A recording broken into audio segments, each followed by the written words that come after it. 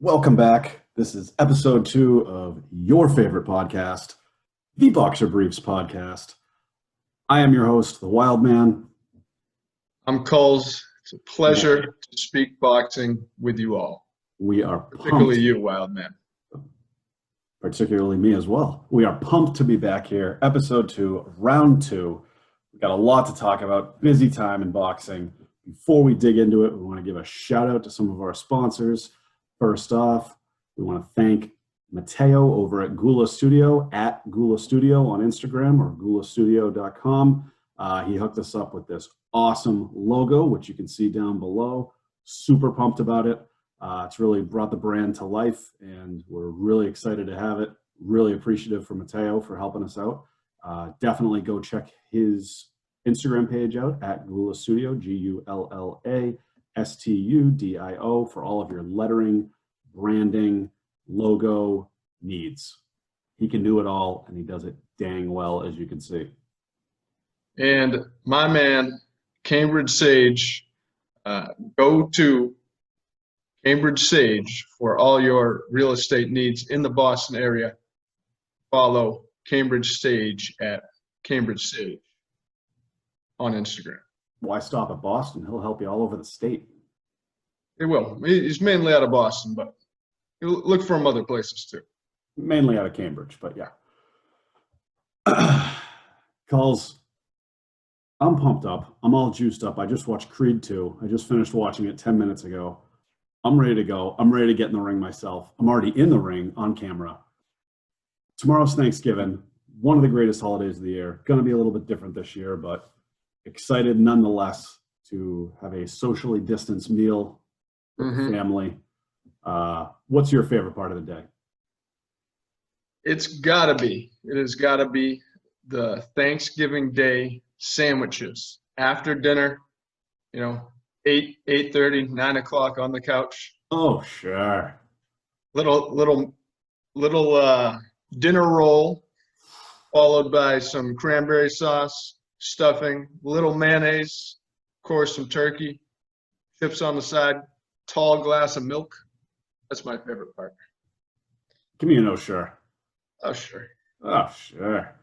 That sounds delicious. Got to be honest with you. Big mashed potato guy, if you couldn't tell. With gravy? Oh, sure. Love the gravy. My late uncle, may he rest in peace, as a child told me, Christopher, you got to eat your mashed potatoes because it puts hair on your chest. And It obviously worked. Let's just say I ate my share of mashed potatoes. Yeah, I can't wait. Gonna be a good day. Bummed out. Can't be a traditional celebration with the fam. But New normal. It's a new normal. yeah, I'm gonna go ahead and Take ask it as you. it is. Go ahead and go ahead and ask you. Don't say that on this show because ready to throw you out a window if I hear the new normal one more time. Well, before we come to blows, why don't we jump right into it here? I don't want to talk about it. You don't want to talk about it, but we're going to talk about it. Canelo, back in the news, back in the headlines. Clanello, as we call him. We suffered through the past few months of these lawsuits and back and forth with DAZN, Golden Boy. I'm not happy. You're not happy. We're not happy. We're all going to cross our arms and stomp our feet, even though we're making millions off one another. Just announced, in the last week that he's going to be fighting Callum Smith, who's 27-0, on December 19th in Texas on, surprise, surprise, DAZN. The channel, the subscription channel that he just fought to not be a part of. That is correct. Right. So, yeah, I mean, this is boxing. I don't understand it. I'm sure there's a reason why. But I am happy to see Canelo facing off against another undefeated guy. Can he measure up to Canelo? I don't think so. I think what Little Red, what Canelo's trying to do here is catch this guy on the way up, much the way Mayweather caught Canelo on the way up, and not have to fight him in his prime because he is undefeated. So Canelo looks at this as an easy win, but you got to give the guy some cred here because he hasn't lost yet. So should be an interesting fight. I'll be tuning in for it, sure. Yeah, he's got a belt at 168. Callum claims that he's the man at 168 and that he's not leaving there without the belt. I'm hoping he just doesn't. I'm hoping he just doesn't leave in a stretcher, because I think he's going to have more than his gloves full with Canelo. I also think it's a brilliant move on Canelo's camp to give Callum Smith a solid 4.5-week camp to come into the biggest hands-down fight of his life. God forbid they give him the traditional 6 to 8 weeks like any other professional courtesy fighter would do. They're giving him 3.5 to 4.5 weeks to prepare for the biggest fight of his life. I think it's going to be another walk in the park for Canelo. I think he carries him for a few rounds and then it turns into another Rocky Fielding where he just decides when he's going to take him out and takes him out. Just total Ivan Draga style. And when am I ready to knock him out? Then I'm going to knock him out and end the fight when I want to do it. And I think that's what he's going to do. I don't think this guy stands a chance. Yeah, he's undefeated, but, the guys he's beaten, John Ryder, Rocky Fielding, I just don't see Canelo having an issue in this fight. I'm really tired of the drama that Golden Boy and Canelo and DAZN have all had together.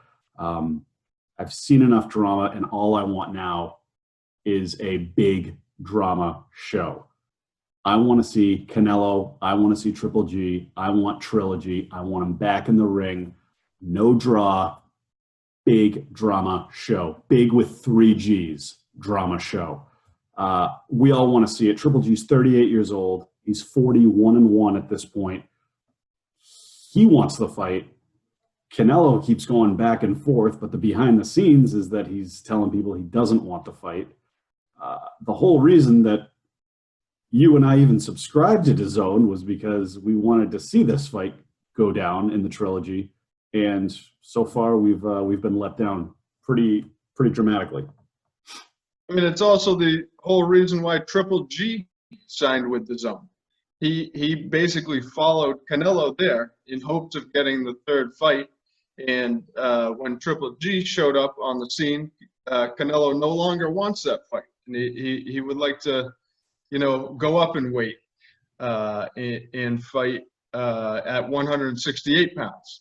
So now that Triple G has signed on to fight Camille Zermeta on December 19th, I believe. 18th.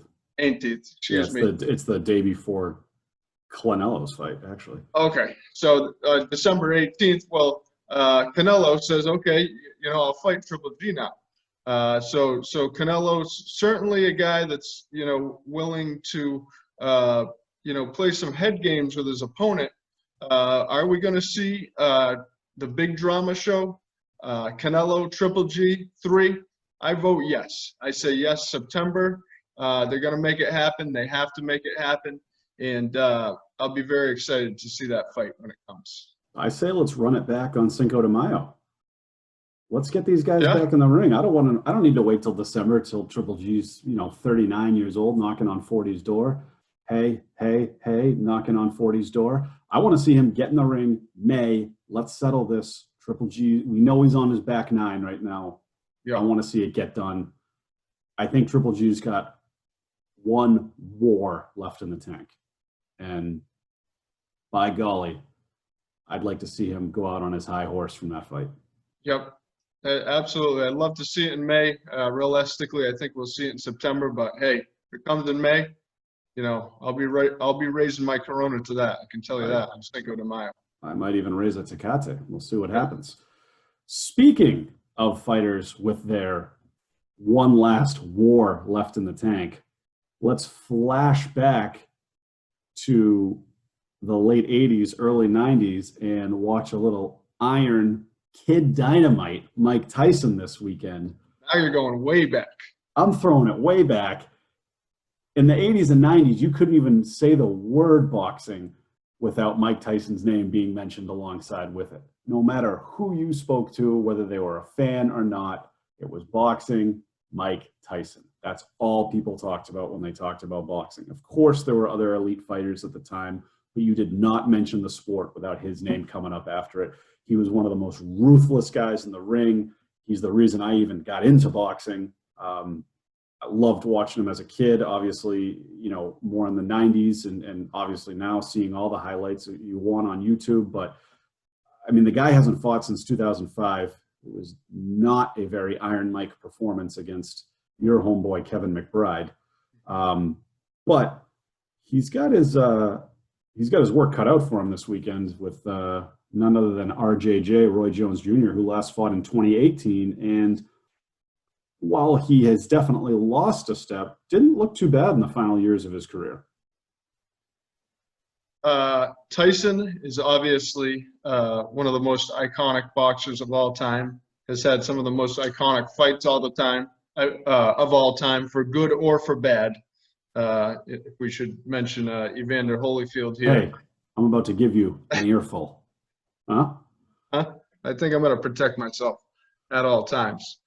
But, my favorite video game growing up, Mike Tyson's Punch-Out. I mean, the guy was bigger than boxing, and he has already set the record for the most pay-per-view sales. I mean, 2020 is crazy. I mean, we got Tyson fighting Roy Jones Jr., who was another guy that was considered pound for pound best at one point in his career. He was a guy that really fought more with timing and reflex. And as his career slowed down, his career slowed down. But, I think he's probably still got enough in him to compete with a very fast 54-year-old Mike Tyson. And you bet your rear I'm going to be tuned in on Saturday night. Yeah, I can't wait. I think I was one of the first people to pre-order, so I'm right in there on that on that world record. He looks in incredible shape, but shape can only get you so far, as we've learned. We'll see what he can do. We'll see if he can take a punch. They're coming up with all these ridiculous rules. Of course, it's an exhibition, but now all of a sudden they're saying that they're not allowed to knock each other out. I don't know how you can. I don't know what that means. I don't know what it means either, but I'm going to be I think it means there's definitely going to be a knockout. I would concur with that statement, and I also just hope this doesn't turn into a glorified patty cakes match, because I will not be happy. But no. I don't think Mike Tyson is or Roy Jones for that matter is capable of getting in there and playing tiddlywinks. Absolutely. Anyways, that's this Saturday. It's on Triller. They've got a few other fights on there. We'll talk about some of them later, but super exciting. I mean, I can't wait to see it. Your prediction, Culls? I got Mike Tyson either by a knockout, which is apparently not allowed. Also, I believe a decision of a winner or a loser is not allowed. That is correct. Okay. Or by disqualification. I got Tyson with a victory, but also being disqualified. So you think he either wins by knockout or he gets disqualified from the fight? But still wins. But how would he get disqualified and still win? Because you can't. There's no winner or loser. They've already decided that it's an exhibition fight. So. Right. So how would he win by disqualification? Either gets disqualified or knocks him out. All right. I agree with that. I think that it's going to be a pretty wild outcome. I was really high on Tyson winning this fight until I realized that Roy Jones only fought 2 years ago and was still fighting not elite opponents, but guys that could get in there and bang a little bit. Right. I think it's going to be pretty close. I'm hoping we actually see a fight and not just an exhibition, a sparring match, but I'm still going Tyson. I can't go against him at this point. I still think he's, if there was a winner or a loser, I still think he would come out on top. Real quick, I want to plug Big Fish Boxing on Instagram at Big Fish Boxing. They just put out last week a great documentary about Roy Jones Jr. Roy Jones Jr. is in it. He's talking the entire time throughout it. It's about 30 minutes. Highly recommend you going on YouTube and looking it up. It's free to watch. They did an excellent job with it. I've always had respect for Roy Jones Jr., but I learned a lot more about his upbringing and his past and how he got into it, and also how he developed his fighting style from a young child. And a lot more respect for him in addition to what I already had. So check it out, Big Fish Boxing, Roy Jones Jr. documentary. Great film they just put together. I will. Another big fight that just happened recently was Terrence Bud Crawford and Kel, the Special One, or Special K, Brook. Crawford, as always, looked fantastic in there. Few rounds I really thought which was going to happen, and it did, was Brook was going to come out fast and not let Terrence get too comfortable in there. And I think he did do that for a couple rounds in the beginning. I mean, I think we also saw that against his other two opponents he lost to, where he was going to come out fast and try to catch him off guard. But he obviously just couldn't hang with the technique and, of course, the power of Bud. I really think that Brook really needs to go back to the drawing board and listen to a little Corey Hart, and maybe even consider wearing his sunglasses at night, because he was definitely struggling seeing those shots coming. And if you remember on our last episode, the one key to victory that I even said was possible for Kell Brook was to not get hit in the face. Yeah. Easier said than done. He got hit in the face and he lost. Well, to go back to Mike Tyson's Punch-Out, for 4 rounds, Kell Brook did a great job just staying away from Bud Crawford, and doing his best Joe Flamenco impression, and doing a good job of it, not getting hit. Come the 4th round, he did his best Glass Joe, and went sailing into the ropes, through the ropes. They really should have called it a knockdown as he went through the ropes. But Tony Weeks, the referee, allowed to get a few more shots, and the fight was over after 4 rounds, basically after one big shot from Bud Crawford. We've talked about it before, you and I, and it's going to have to keep coming up, which is what's next for Crawford. This guy is one person who says that he's already qualified for the Hall of Fame and he's already established his legacy. But now he's at ends with his promoter, Bob Arum, who's been in the game a long time. And Bob Arum is saying, oh, with the amount of money I've lost on this guy, I could build a mansion in Beverly Hills, as if he needs another one. It's frustrating to see a guy talk that way about his prize fighter. I understand that there's a lot of stuff going on behind the scenes, and apparently Crawford's camp exposed a letter or some information that was supposed to be confidential between them and Arum. They exposed it publicly, and Arum wasn't happy about it. I get it, but he's your prize fighter. You've made money off the guy. Sure, he costs a pretty penny, but why are you going to have him on your team if you don't want to pay the guy? I mean, he's one of the biggest draws in boxing right now, and you're talking about, I'm going to stand by my word, and I'm getting sick of paying him too much. Yeah, I mean, obviously there's some kind of internal beef, and Bob Arum, who already is in the Hall of Fame as a promoter, is just basically, working on his legacy here. And sure, he's got nothing else to prove. And if he has a beef with anyone, he's going to have no problem taking it up, even with his own fighter. And if that means he loses more money, he's complaining about losing money. If that means he loses more money, that's not a big deal, because like you said, he's probably got about 3 houses in Beverly Hills, and it shouldn't be a problem. So, I mean, truly, what we all want to see is we want to see Bud Crawford and Spence for the welterweight title. That's what the boxing public wants to see. What are your thoughts? Do you think this can happen sometime in the near future? I hope it does. I hope this isn't something that we have to wait 5, 6 years to see, because at that point, I don't even know if both of these guys are still going to be fighting.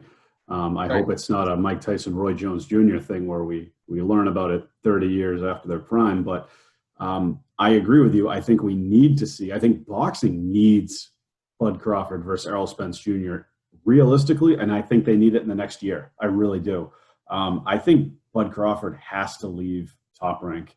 I think he's going to get the bigger payday at PBC. He's going to be able to get pay-per-views there. I mean, we've even had Eddie Hearn chiming in saying that how dare Bob Arum talk about his top guy like this? If he's got this big a problem with him, why is he promoting him? That's not how a promoter does things. We know Eddie Hearn isn't afraid to get his toes wet with making a little money either. So I wouldn't be surprised if somehow he became involved in the situation, because honestly, if Crawford is as big of a star as he says he is, I think he does need to be on one of these bigger promotions where he has an opportunity at a pay-per-view or a DAZN card. But I truly think that he needs Pacquiao and or Crawford for his legacy. He said that he needs neither of them, that he's already established his legacy. But as you know as well as I know, fighting Joe Horn and Kell Brook isn't going to cut it for your legacy.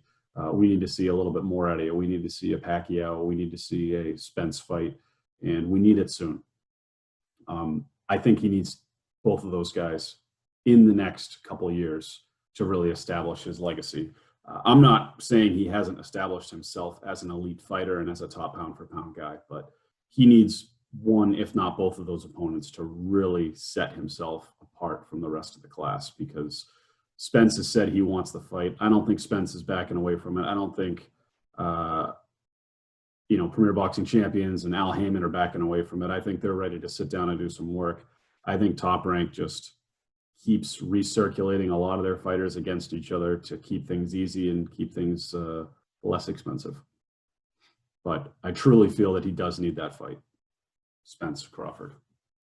Hey, let's face it. Boxing has the talent out there right now to be one of the elite in terms of being viewed as a sport, and in terms of watchers and how much the public is watching it. The talent is out there, but if the talent is not fighting each other, people aren't going to tune in. People are going to be bored. People are going to be frustrated. So, for two boxing lunatics like you and myself, yeah, we're still going to tune in.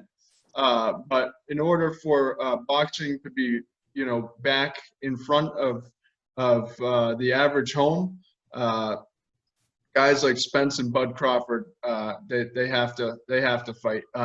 I think a fight with Pacquiao would make a big difference and help to push it in that direction towards. Even though Pacquiao is older, I think he's 40 now or 41. For him to fight Crawford, that's still going to be a big time fight. Yeah, and you and I know that Pacquiao has never backed down from anybody in their prime, pre-prime, post-prime. He's ready to fight you whenever you're ready to fight. And I still think he's in his prime, albeit the end of it. But, even though he's older, I mean, you could still say, Tom Brady's in his prime. So are these guys older? Athletes are competing at older ages now. So that should be the next big fight made in the welterweight division. Bud Crawford, Manny Pacquiao. All right. Well, let's hope we see it. Shifting gears a little bit, there was a fight just before that fight on that card with one of the Maloney brothers from Australia versus Franco. And to be honest with you, they fought 5 months ago. Franco took the belt from Maloney, outboxed him, pretty significantly. And we saw this fight, the rematch, for the belt again before the Crawford fight, and it was probably one of the biggest rob jobs I've seen in the past 5 years on a big boxing card. Yeah. You had a phantom headbutt, which I still am looking for it, and then you had a replay review that took 3 times longer than the actual fight. We were waiting there for over 30 minutes just to find out that they're still calling it a headbutt and no contest. Yeah, I tell you what, that Maloney kid is incredible. And through 2 rounds, he was really doing work in there. The unfortunate thing is that being such small guys, 114 pounds, and the speed that they have, the referee missed the call, and he called it a headbutt. And when the eye closed, that's when the doctor stepped in and said, we have to end this fight. Well, the problem was that they didn't throw in the yellow flag or let off the yellow light or whatever for the review. So boxing review, for the first time that I've seen it, I'm not a fan of it. It took, like you said, it took over a half hour, and they didn't get the right call at the end of it. So if you think it's bad in football, take it to boxing. What I will say is that if they would have reviewed it during the fight, they could have allowed the fight to continue, even though Maloney's opponent had a closed eye. The fact that they stopped the fight basically was making it either a no contest or going to be a win for Maloney. Sure. And I agree with you. I thought Maloney put on a clinic, call up the Scorpions, because he came out and rocked Franco like a hurricane. Sure And did. I thought he put on an absolute show. It was a pleasure to watch. It was real boxing, great movement, just nonstop. And he wanted his belt back, and quite frankly, he earned it back. And it was a displeasure to boxing that he was robbed like that with this phantom headbutt that no one saw. None of the announcers saw it. I don't know what replay they were watching, but we saw every angle, top, bottom, in between. 30 minutes, yeah. Absolutely. And there was nothing. They could have redone the fight 3 times for them and reenacted it in person just to show them. Yeah. So I agree with you. That was my first time with a true replay review like that in boxing, and they didn't get the call right, which makes you say, why did we even have to sit through that for 30 minutes? I feel like they could have just given it the no contest in the middle of the fight, and we would have gotten the same result anyway. So boxing, do better. The NFL has gotten a little better with theirs. You got to shorten things up a bit, because if Crawford and Brooke weren't ready to fight, just tell us that. If they needed a little bit more time to prep up in the back and stretch out, but keeping people waiting for 30 minutes off a robbed call like that was not right for boxing or the community. Want to dip into our mailbag this week. We've actually had some of our fan base listeners submit some questions for us that they wanted us to talk about. Us being the experts, of course. We're gonna send it into Culls' corner there, and Culls, coming from at Mateo Gula, what are your top 5 heavyweight fights of all time? So, Mateo, I love the question, and I will tell you, I can't answer all in one evening. Sure, I could name off these fights, but what I want to do is dive in deep on my first of 5 fights, in terms of what I consider to be the best heavyweight fights of all time. This fight took place in 1919, July 4th, shortly after the Spanish flu and World War I. Jack Dempsey versus Jess Willard. And Jack Dempsey, they called him the hobo champion. He basically traveled the country, hopping the rails, hopping on locomotives or whatever, fighting the local tough man. Similar to what you did in high school. Yeah, well, yeah, but I don't know how tough those guys were, but some of them were tough.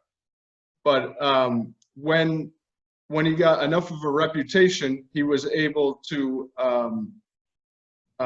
get the fight for the championship with Jess Willard, who had just won it from Jack Johnson. So he puts down $10,000, half of his purse for the fight, that he's going to knock out Willard in the first rounds. for the victory, and he knocks him down 7 times in the first round. However, the 7th knockdown occurred right before the bell rang, so he was unable to win his bet, but he did defeat Willard in 3 rounds and win the title, which he would hold for several years after that. So if you want the 3 minutes of most exciting boxing you've ever seen, pull up on YouTube, Jack Dempsey, Jess Willard. That sounds great. I hope our viewers and listeners do look that up. It's an excellent fight, and appreciate you taking us deep into the corner with that one, Culls, and busting out your first of the top 5 heavyweight fights of all time that you're going to be discussing. So absolutely, anytime. Hope Mateo enjoyed that response. Our second question comes from @Nico Kango.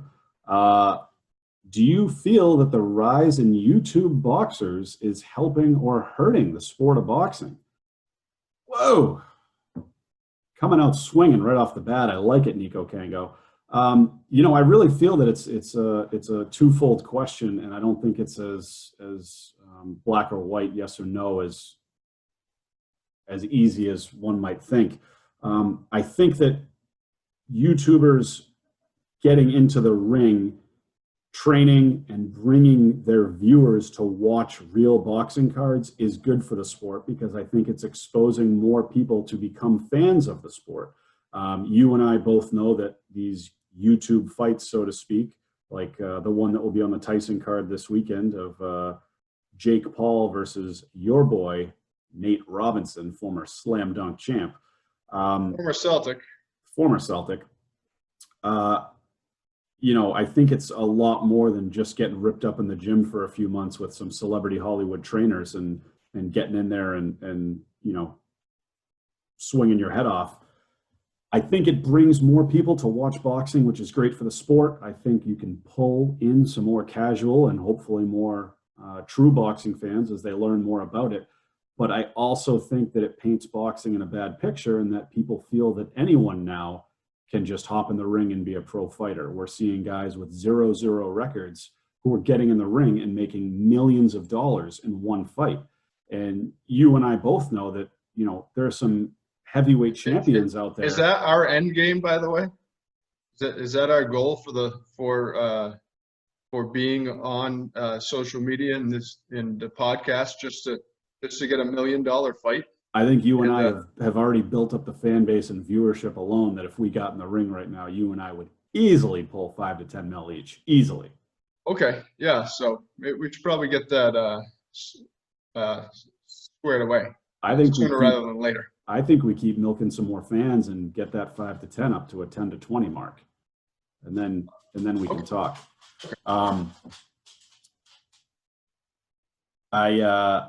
I do think, though, that people are a little misled by these YouTube boxers getting in the ring for their first professional fight and, winning purses of $1, $2, $3, $4, $5, maybe even upwards of that $1 million for their first fight. And that's even if they're losing, when there's actual heavyweight champions out there that have been fighting for the past, where do you 10, sign 15 up for this? years. Yeah, exactly.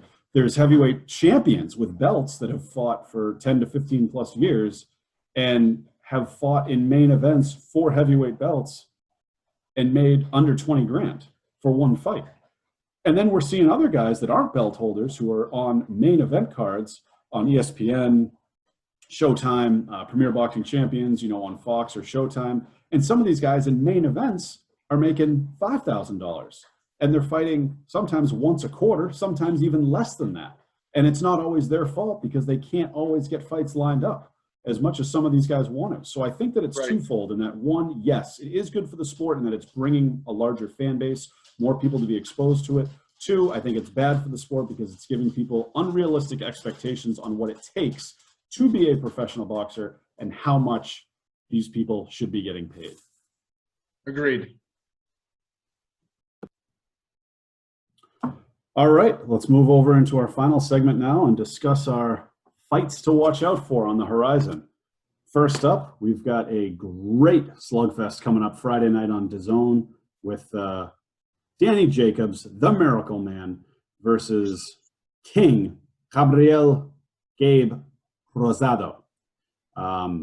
Great fight. This is New York City versus Philly.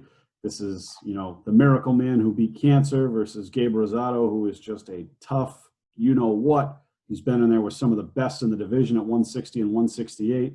And yeah, he's been beaten up a few times. Yeah, he's bled a bit, but this guy just keeps coming back for more. What do you got, Culls?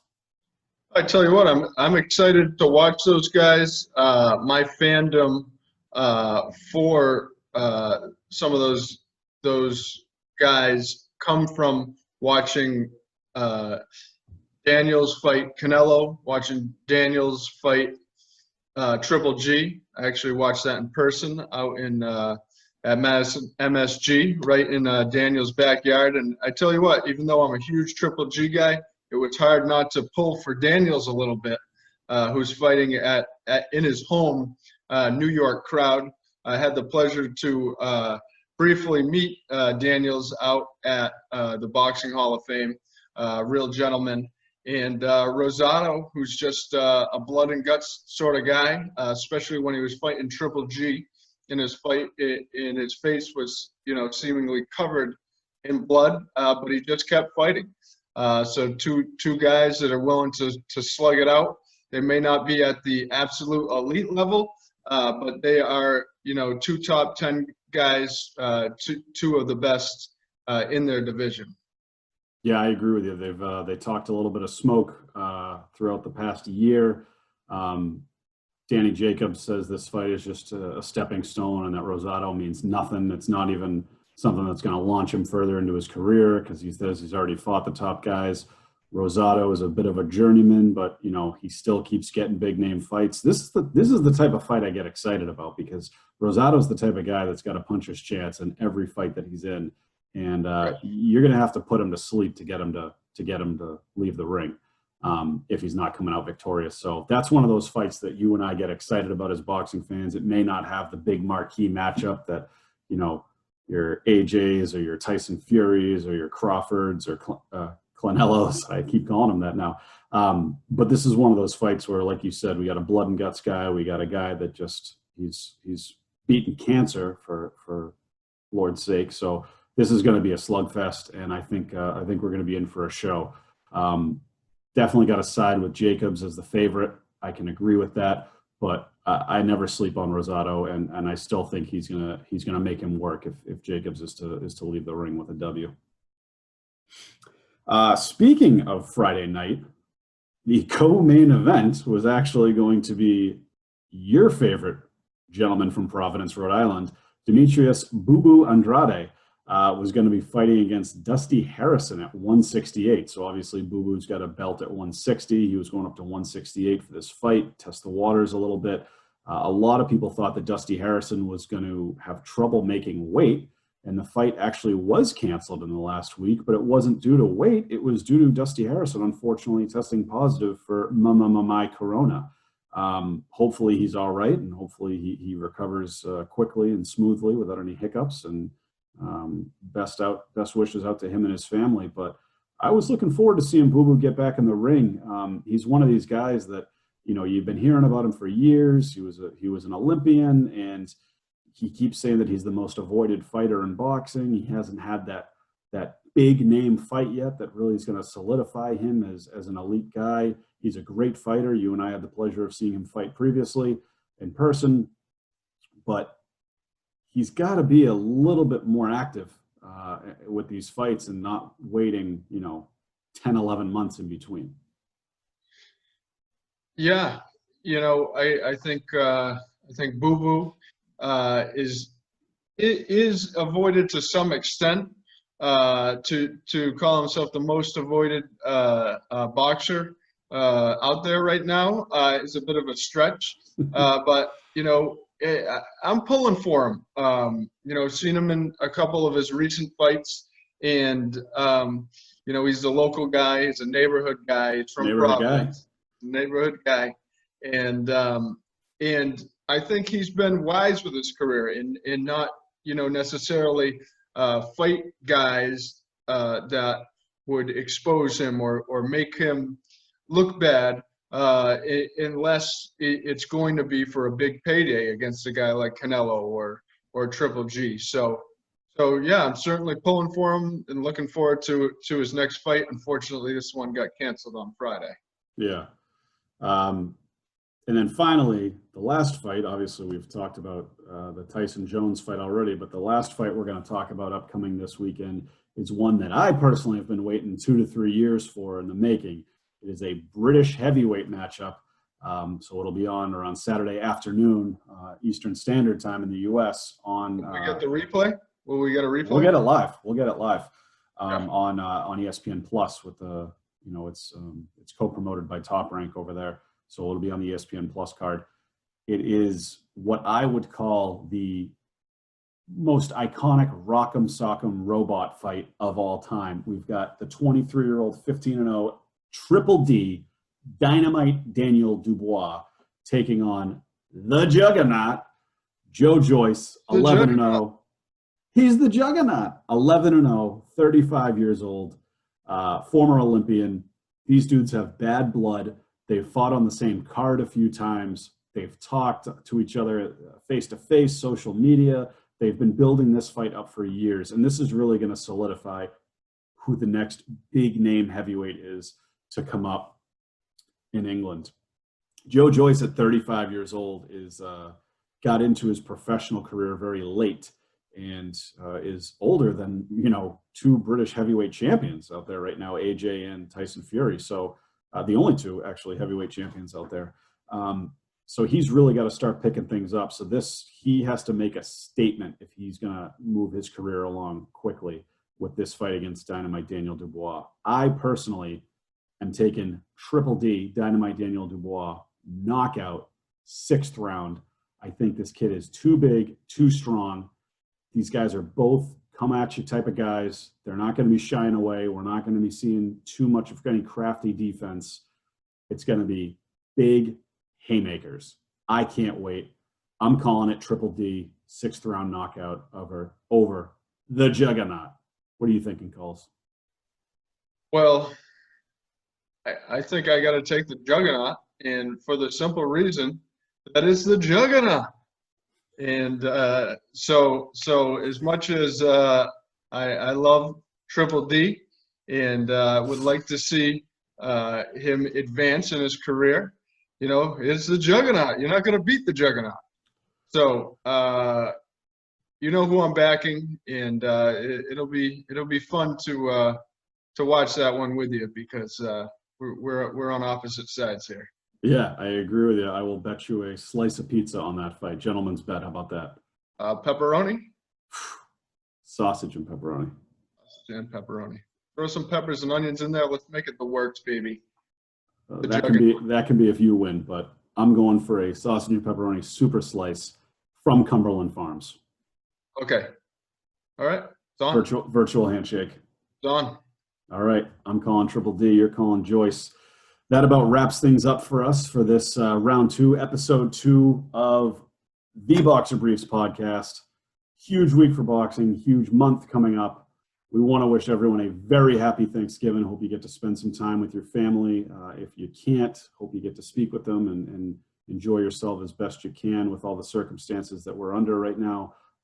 But we want everyone to enjoy themselves and stay safe.